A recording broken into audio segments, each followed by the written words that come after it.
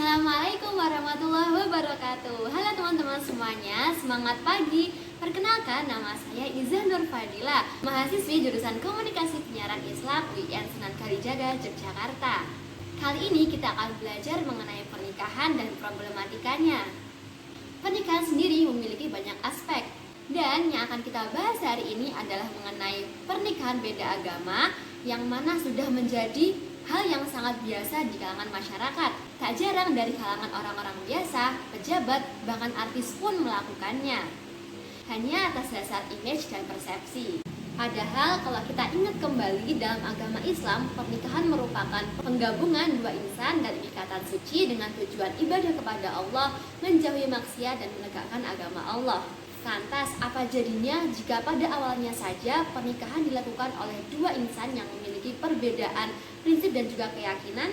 Firman Allah yang menjelaskan tentang pernikahan beda agama dibahas dalam Quran Surat Al-Baqarah ayat 222, Al-Maidah ayat 5, dan Surat An-Nur ayat 3. Di mana dalam Quran Surat Al-Baqarah dijelaskan bahwa agama Islam menegaskan secara jelas bahwa haram hukumnya wanita muslimah menikah dengan pria non-muslim, baik musyrik maupun ahli kitab. Begitupun sebaliknya. Hal ini dikarenakan jika ada pernikahan antara wanita muslimah dan pria non-muslim, akan banyak sekali timbul fitnah dan juga mafsadah dalam pernikahan tersebut. Contoh awalnya saja, dalam pernikahan Islam akan sah jika seorang dari mempelai pria ini mengucapkan akad. Lantas bagaimana jika dari si pria tadi itu bukan dari agama Islam?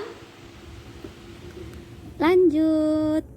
Namun menurut Quran Surat Al-Maidah ayat 5, ada pengecualian bolehnya seorang muslim menikahi wanita dari golongan ahli kitab. Nah, sebenarnya siapa sih yang dimaksud musyrik dan ahli kitab dalam surat di atas tadi?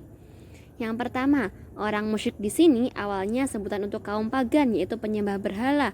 Namun akhirnya sebutan musyrik ini juga digunakan untuk mereka-mereka yang rusak akidahnya dan bukan serta-merta pemeluk non-muslim dan ada dalam setiap agama. Yang kedua, ahli kitab adalah penganut agama Yahudi dan Nasrani awal. Saat ini memang sudah tidak ada lagi, akan tetapi ada juga yang mengatakan bahwa ahli kitab itu bukan hanya pemeluk kedua agama itu, tetapi juga penganut setiap agama yang memiliki kitab suci samawi. Menurut Al-Maududi, Hindu dan Buddha juga termasuk dalam golongan tersebut. Bahkan menurut Rashid Ridho, Konghucu dan Shinto yang pada masa lalu mereka diberi kitab suci, walaupun pada akhirnya terjadi penyimpangan. Ada lagi nih yang terakhir, satu istilah yang disebut oleh ayat di atas, yaitu wanita non-muslim yang musonat atau menjaga kehormatannya. Apakah mereka boleh dikawini oleh laki-laki muslim? Kalau lihat rangkaian ayat surat Al-Maidah ayat 5 sih, kata musonat di sini digandengkan dengan ahli kitab dan mukminat. Maka perempuan non-muslim asalkan dia menjaga kehormatan dirinya dan bukan musyrik, maka diperbolehkan. Berdasarkan kompilasi hukum Islam, hukum dari pernikahan beda agama sendiri adalah seutuhnya haram. Akan tetapi dalam UUD tidak mengatur secara jelas, dan hal tersebut dikembalikan kepada putusan agama masing-masing. Namun pada saat ini, pernikahan beda agama bisa saja terjadi karena beberapa faktor. Yang pertama, melalui pengadilan negeri, dan hal ini dikembalikan lagi kepada kedua belah pihak jika tidak mengalami keberatan. Yang kedua, melalui KUA.